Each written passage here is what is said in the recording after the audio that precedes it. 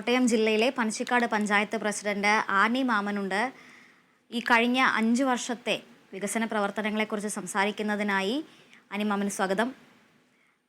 ഈ ഭരണകാലയളവിൽ നടത്തിയെടുക്കാൻ ഈ പഞ്ചായത്തിലെ വിവിധ മേഖലകളിൽ നടത്തിയെടുക്കാൻ കഴിഞ്ഞിട്ടുള്ള പദ്ധതികളെക്കുറിച്ച് ഒന്ന് വിശദീകരിക്കാമോ? കോട്ടയം പട്ടണത്തോട് ചേർന്ന് കിടക്കുന്ന നഗര സ്വഭാവമുള്ള ഒരു പഞ്ചായത്താണ് പനച്ചിക്കാട് ഗ്രാമപഞ്ചായത്ത്. പഞ്ചായത്തിൽ 23 വാർഡുകളാണ് ഉൾപ്പെടുന്നത്. കേരളത്തിലെ തന്നെ ദക്ഷിണ മൂകാംബിക എന്നറിയപ്പെടുന്ന പനച്ചിക്കാട് സരസ്വതി ക്ഷേത്രം ഈ പഞ്ചായത്തിലാണ് സ്ഥിതി ചെയ്യുന്നത്. MP, MLA, ബ്ലോക്ക് പഞ്ചായത്ത്, ഗ്രാമപഞ്ചായത്ത്, വാർഡ് മെമ്പർമാര് എല്ലാവരും ഉൾപ്പെട്ട് വികസന പ്രവർത്തനങ്ങൾക്ക് മുൻകൈ എടുക്കുന്ന ഒരു പഞ്ചായത്താണ്.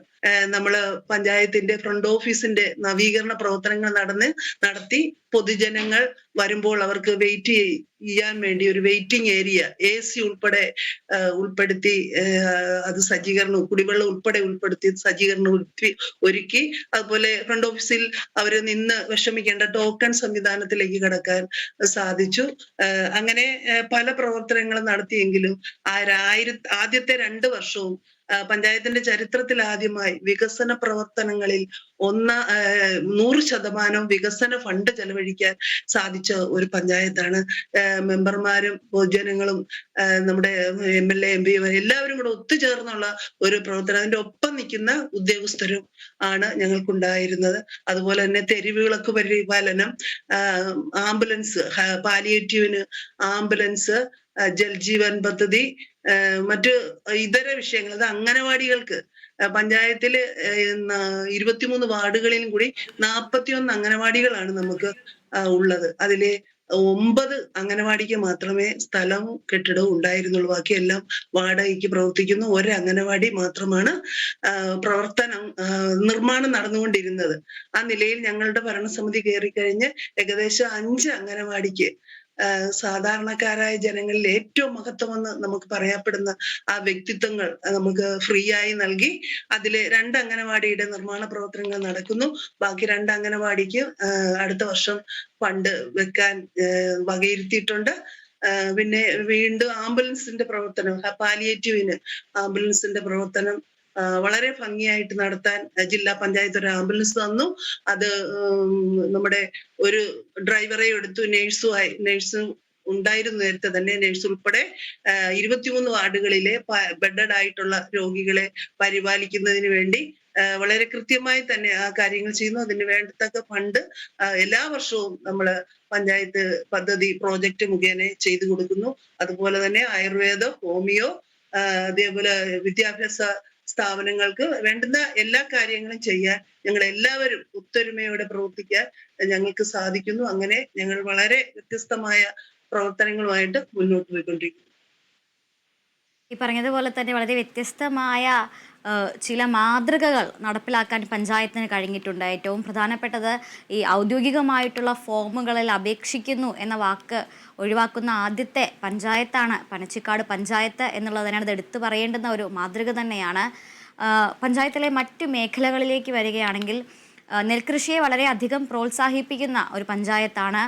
ഇത്തരത്തിൽ നെൽകൃഷിക്കായി അല്ലെങ്കിൽ ആ ഒരു മേഖലയിൽ കൊണ്ടുവന്നിട്ടുള്ള നൂതനമായിട്ടുള്ള പദ്ധതികൾ, കൃഷിരീതികൾ, അതോടൊപ്പം തന്നെ ഈ നെൽകൃഷിക്കൊപ്പം തന്നെ കാർഷിക മേഖലയിൽ ഓണം, വിഷു ചന്തകൾ, അതെല്ലാം എങ്ങനെയാണ് പഞ്ചായത്ത് നടപ്പിലാക്കുന്നത്?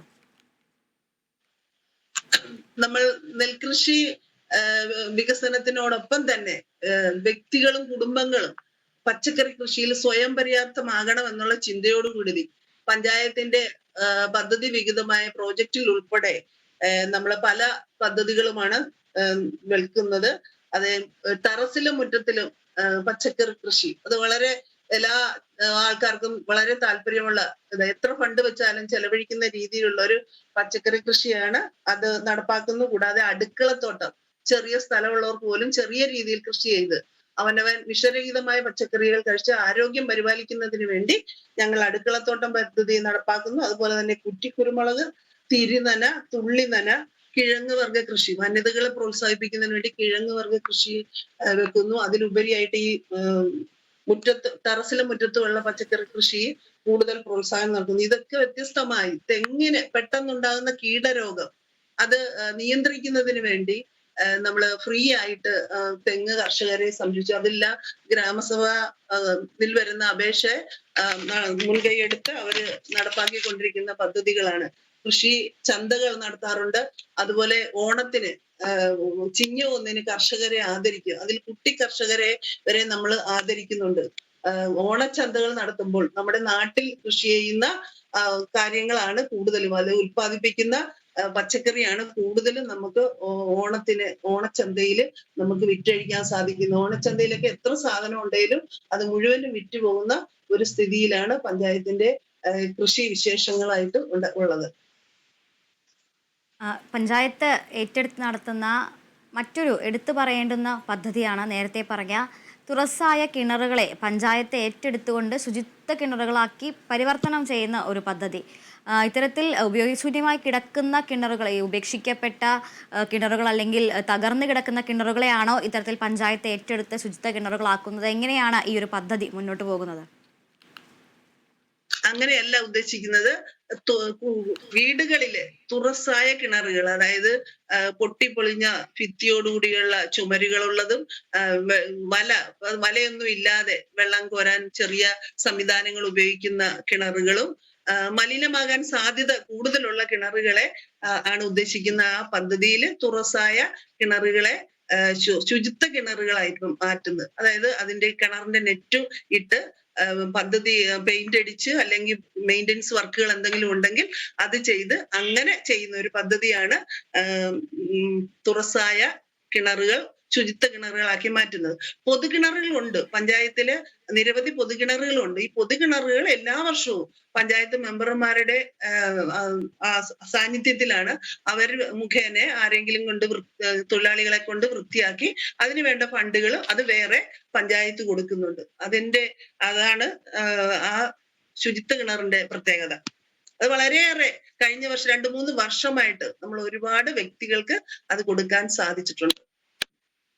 അതോടൊപ്പം ചേർത്ത് ചോദിക്കേണ്ട മറ്റൊരു മേഖലയാണ് മാലിന്യ നിർമ്മാർജ്ജനം. എല്ലാ പഞ്ചായത്തുകളിലും വളരെ കൃത്യമായി നടന്നു വരുന്ന MCF, അതുപോലെ തന്നെ ഹരിതകർമ്മസേന, ഡോർ ടു ഡോർ കളക്ഷൻ പോലുള്ള പ്രവർത്തനങ്ങൾ എങ്ങനെയാണ് പഞ്ചായത്തിൽ നടന്നു വരുന്നത്? ഈ മാലിന്യ നിർമ്മാർജ്ജനം എന്നുള്ള ആ ഒരു ആവശ്യകതയിലേക്ക് നാട്ടുകാരെ എത്തിക്കാൻ പഞ്ചായത്തിന് സാധിച്ചിട്ടുണ്ടോ? സാധിച്ചിട്ടുണ്ട്. നമ്മള് പഞ്ചായത്തിന്റെ ഈ ഭരണസമിതി നിലവിൽ വരുമ്പോൾ ഈ പഞ്ചായത്തിന്റെ ശേഖരിക്കുന്ന അജൈവ മാലിന്യങ്ങൾ പഞ്ചായത്തിന്റെ തന്നെ ഒരു ഷോപ്പിംഗ് കോംപ്ലക്സിന്റെ മുകളിലാണ് സൂക്ഷിച്ചിരുന്നത്.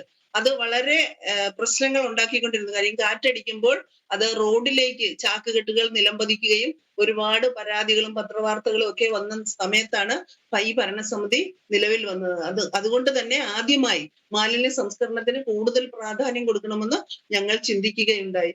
അതുമൂലം നമ്മുടെ പഞ്ചായത്തിൽ ഉണ്ടായിരുന്ന ഒരു കെട്ടിടം പുതുക്കി പണിത് 1400 സ്ക്വയർ ഫീറ്റുള്ള ഒരു കെട്ടിടമാണ്. അത് പുതുക്കി പണിത് അവിടെ ഒരു MCF ആക്കി രൂപാന്തരപ്പെടുത്തി ഞങ്ങൾ അതിൽ മാലിന്യം ശേഖരിക്കാൻ തുടങ്ങി. നമ്മുടെ 23 വാർഡുകളുള്ള ഈ പഞ്ചായത്തിൽ 46 ഹരിതകർമ്മസേന അംഗങ്ങളാണ് അവര് വർക്ക് ചെയ്യുന്നത്. ഇവരെല്ലാം നല്ല രീതിയിലുള്ള പ്രവർത്തനമാണ് പഞ്ചായത്തിൽ നടത്തുന്നത്. ഇനി ആരെങ്കിലും യൂസർ ഫീസ് കൊടുക്കാതെ മാറി നിൽക്കുന്നുണ്ടെങ്കിൽ പഞ്ചായത്തിനെ അറിയിക്കുമ്പോൾ അത് പഞ്ചായത്ത് അവർക്ക് നോട്ടീസ് നൽകിയും ബോധവൽക്കരണം നടത്തി മെമ്പർമാരുടെ കൂടെ നിർദ്ദേശങ്ങൾ കൊടുത്തു വെക്കുകയും അവരെയും കൂടെ ചേർത്ത് പിടിക്കാൻ നമുക്ക് സാധിക്കുന്നുണ്ട്. ഏകദേശം 5 ലക്ഷത്തോളം രൂപ വരെ നമുക്ക് യൂസർ ഫീസായിട്ട് കളക്ഷൻ ലഭിച്ചിട്ടുള്ള മാസങ്ങളുണ്ട്. അതുകൊണ്ട് ഹരിതകർമ്മ സേനാംഗങ്ങൾക്ക് അവർക്കൊരു വരുമാനം തന്നെയാണ്. അതുപോലെ തന്നെ എല്ലാ വാർഡിലും അവര് വാർഡുകളിൽ നിന്ന് ശേഖരിക്കുന്ന സാധനങ്ങൾ ശേഖരിച്ചു വെക്കാൻ മിനി MCFകൾ സ്ഥാപിച്ചിട്ടുണ്ട്. കൂടാതെ ക്ലീൻ കേരളയാണ് നമുക്ക് ഈ മാലിന്യം ശേഖരിക്കാനുള്ള കൊണ്ടുപോകാനുള്ള ടൈപ്പ് ചെയ്തിരിക്കുന്നത്, എഗ്രിമെന്റ് ചെയ്തിരിക്കുന്നത്. അവർ കൃത്യമായ സമയത്ത് അവരെടുക്കാത്തത് മൂലം നമ്മൾ വളരെയേറെ ഭാരപ്പെടും. അതായത് 23 വാർഡുകൾ ഉള്ളതുകൊണ്ട് ധാരാളം പ്ലാസ്റ്റിക്കുകളാണ് നമുക്ക് സൂക്ഷിക്കേണ്ടി വരുന്നത്. ഈ സന്ദർഭത്തിൽ നമ്മള് ഒരു 50 സെന്റ് സ്ഥലം പഞ്ചായത്ത് വാങ്ങിക്കുകയുണ്ടായി. അവിടെ ഇപ്പോൾ ഒരു 2500 സ്ക്വയർ ഫീറ്റിന്റെ ഒരു മെയിൻ MCF ആയിട്ട് വർക്ക് നടന്നുകൊണ്ടിരിക്കുന്നു. കൂടാതെ ഞങ്ങള് കുട്ടികളെ മാലിന്യത്തിന്റെ ബ്രാൻഡ് അംബാസിഡർമാരാക്കി കുട്ടികൾക്ക് മാലിന്യത്തെ കുറിച്ചും അതിന്റെ ശുചിത്വത്തെ കുറിച്ചും മനസ്സിലാക്കുന്നതിന് വേണ്ടി ഒരു ഷോർട്ട് ഫിലിം തന്നെ എടുത്തു. അത് എല്ലാ സ്കൂളുകളിലും നമ്മൾ അത് കാണിക്കുകയും അവരെ ബോധവൽക്കരണം നടത്തുകയും ചെയ്തിട്ടുണ്ട്. അങ്ങനെ മാലിന്യ ഈ എല്ലാ സംസ്കരണത്തിന് മേഖലകളിലും വളരെയേറെ ഇത്തരത്തിൽ വ്യത്യസ്തങ്ങളായ രീതിയിലാണ് പദ്ധതികൾ നടപ്പിലാക്കാൻ പഞ്ചായത്ത് ശ്രമിക്കുന്നത്. അതുപോലെ തന്നെ ഇനി വരും വർഷങ്ങളിലേക്ക് ഈ വിവിധ മേഖലകളിൽ എന്തെല്ലാം ഉന്നമനങ്ങൾ കൊണ്ടുവരണം എന്നാണ് പഞ്ചായത്ത് ആഗ്രഹിക്കുന്നത്. അതിൽ ഭാവിയിലേക്കായി കരുതി വെച്ചിട്ടുള്ള പദ്ധതികൾ കൂടി ഒന്ന് ചുരുക്കി വിവരിക്കാമോ? ഞങ്ങൾ ഇതൊക്കെ പറയുമ്പോഴും ഞങ്ങളുടെ പഞ്ചായത്തിലെ കുടിവെള്ള പദ്ധതി, ജൽജീവൻ പദ്ധതിയുടെ പ്രവർത്തനം വളരെ പരാജയത്തിലാണ് മുന്നോട്ട് പോകുന്നത്. എല്ലാവരും, എല്ലാ മെമ്പർമാരും, എല്ലാ ജനപ്രതിനിധികളും പൊതുജനങ്ങളും ഒക്കെ കൂടി ആലോചിച്ചാണ് നമ്മൾ ആ പദ്ധതി ഏറ്റെടുത്തത്. പക്ഷെ എന്നാൽ റോഡും അവര് പൈപ്പ് 23 വാർഡുള്ള പഞ്ചായത്തിൽ 21 വാർഡിൽ മാത്രമാണ് അതിന്റെ പ്രവർത്തനങ്ങൾ ഏകദേശമെങ്കിലും ആയിരിക്കുന്നത്.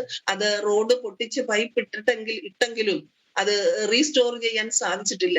അതുപോലെ തന്നെ പഞ്ചായത്തിന്റെ പൊതുമരാമത്തുകൾ വർക്ക് നടത്തുന്ന എഞ്ചിനീയർ വിഭാഗത്തിൽ കഴിഞ്ഞ 1 വർഷമായി ഉദ്യോഗസ്ഥരില്ലാതെയും ഞങ്ങൾ വളരെയേറെ ഭാരപ്പെടുന്നു. 1.5 മാസം ഈ ഇത്രയും വലിയൊരു പഞ്ചായത്തില് ഓഫീസ് അടച്ചിടേണ്ട അവസ്ഥയിലേക്ക് വന്നു. ഇപ്പോൾ അത് ഒരു ഓവർസിയർ ആണ് നമുക്ക് നിലവിൽ ഗവൺമെന്റിന്റെ സ്ഥാനത്ത് നിന്നുള്ളത്. ഒരു ഓവർസിയറെയും ഒരു ക്ലർക്കിനെയും നമ്മൾ പഞ്ചായത്ത് ഭരണസമിതി വെച്ച് ഏകദേശം മുന്നോട്ട് പോകുന്നു. എങ്കിലും ഈ 2024-25 പദ്ധതികളിൽ ഒരു വർക്കുകൾ തന്നെ തുടങ്ങാൻ ഞങ്ങൾക്ക് സാധിച്ചില്ല എന്നുള്ള ഖേദകരമായ ഒരു അവസ്ഥയും ഈ പഞ്ചായത്തിലുണ്ട്. എന്നാൽ അതെല്ലാം മുന്നോട്ട് നല്ല രീതിയിൽ ജൽജീവൻ പ്രവർത്തനം ഇപ്പൊ പൂർണ്ണമായി നിർത്തിവെച്ചിരിക്കുന്ന രീതിയിലാണ്. വാട്ടർ അതോറിറ്റിയാണ് അത് ഇംപ്ലിമെന്റ് ചെയ്യുന്നത്. അതിനെ സൂര്യ കൺസ്ട്രക്ഷൻ എന്ന് പറയുന്ന ബീഹാർ ബേസിലുള്ള ഒരു കമ്പനിയാണ് അത് എടുത്തിരിക്കുന്നത്. അവർ നിർത്തിവെച്ചിരിക്കുന്നു എന്നാണ് നമുക്ക് അറിയാൻ സാധിച്ചിരിക്കുന്നത്. അതൊരു ദയനീയമായ, ഞങ്ങൾക്ക് എല്ലാവർക്കും വളരെ ബുദ്ധിമുട്ടുള്ള ഒരു അവസ്ഥയിലാണ് മുന്നോട്ട് പോകുന്നത്. ഈ അവസ്ഥ മാറി ഞങ്ങൾ ഇറങ്ങുന്നതിന് മുമ്പേ ഞങ്ങൾക്ക് ഈ റോഡിന്റെയും കുടിവെള്ളത്തിന് എല്ലാ വീടുകളിലും ശുദ്ധജലം എത്തിക്കാനുള്ള പദ്ധതികൾ നടപ്പാക്കണം. അതിനു വേണ്ടിയുള്ള പ്രവർത്തനങ്ങളും ഞങ്ങൾ മുന്നോട്ട് വെക്കുന്നു. അതുപോലെ തന്നെ അങ്കണവാടികൾ, ഇനിയും കൂടുതൽ അംഗനവാടികളുടെ സ്ഥലവും ഞങ്ങൾക്ക് വിട്ടുതരാൻ കുറെ പേര് താല്പര്യം കാണിക്കുന്നുണ്ട്. അതുപോലെ തന്നെ ഞങ്ങൾക്ക് പണി പൂർത്തിയാക്കി ഇറങ്ങി ഞങ്ങൾക്ക് സന്തോഷത്തോടെ പോകണമെന്നാണ് ഞങ്ങൾ ആഗ്രഹിക്കുന്നത്. അതുപോലെ തന്നെ ഒരു ഹെൽത്ത് സെന്ററിന് ഒരു വ്യക്തി 13 സെന്റ് സ്ഥലം ഒരു അംഗനവാടിക്കും ഒരു ഹെൽത്ത് സെന്ററിനുമായിട്ട് വിട്ടുതന്ന് 13 സെന്റ് സ്ഥലമാണ്. അതിലെ ഹെൽത്ത് സെന്ററിന്റെ പണി ആരംഭിക്കാൻ വേണ്ടി NHM-ന് ഫണ്ട് കൈമാറിയിട്ടുണ്ട്. അങ്ങനെ വിവിധ തരങ്ങളായ പ്രവർത്തനങ്ങൾ ഞങ്ങൾക്കുണ്ട്. അതുപോലെ തന്നെ പനച്ചിക്കാട് അമ്പലത്തെ എന്തായാലും ഈ വിഭാവനം ചെയ്യുന്ന വികസന പ്രവർത്തനങ്ങളെല്ലാം തന്നെ യാഥാർത്ഥ്യമാക്കാൻ പഞ്ചായത്തിന് സാധിക്കട്ടെ എന്ന് ആശംസിക്കുന്നു. നന്ദി ശ്രീ ആനി മാമൻ.